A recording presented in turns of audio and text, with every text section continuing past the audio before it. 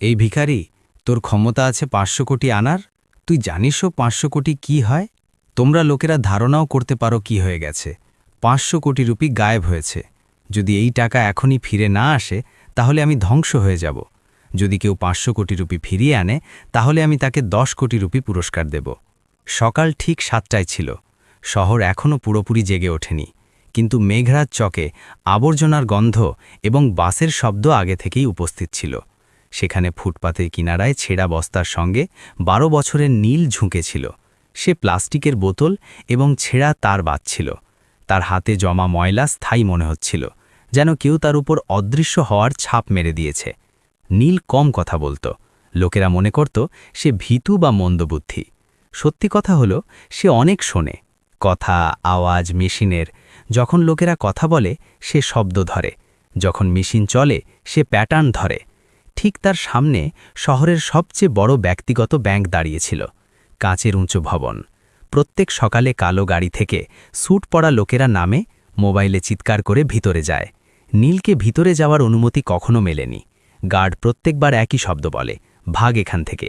নীল হাসে এবং আবার আবর্জনায় ঝুঁকে পড়ে। সেই ব্যাংকের দেওয়ালের সঙ্গে লাগানো একটা পুরনো ট্রান্সফরমার বক্স ছিল। নীল প্রায়ই তার কাছে বসে শুকনো রুটি খায়। তাকে সেখান থেকে একটা অদ্ভুত গুঞ্জন শোনা যায়। অন্য লোকের জন্যে সেটা শব্দ, নীলের জন্যে ভাষা। সেই দিন দুপুরে পরিবেশ পরিবর্তিত ছিল। ব্যাংকের ভিতরে হঠাৎ অস্থিরতা ছড়িয়ে পড়ে। কর্মচারীরা তাদের আসন থেকে উঠে দাঁড়ায়। ম্যানেজারদের মুখ ফ্যাকাশে হয়ে যায়। একের পর এক ফোন বাজতে থাকে।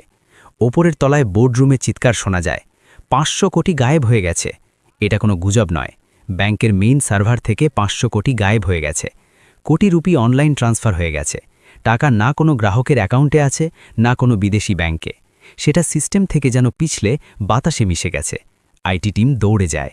সার্ভার লক খোলা হয়, ফায়ারওয়াল চেক করা হয়, সাইবার সিকিউরিটি বিশেষজ্ঞদের ফোন করা হয়, পুলিশকে খবর দেওয়া হয়।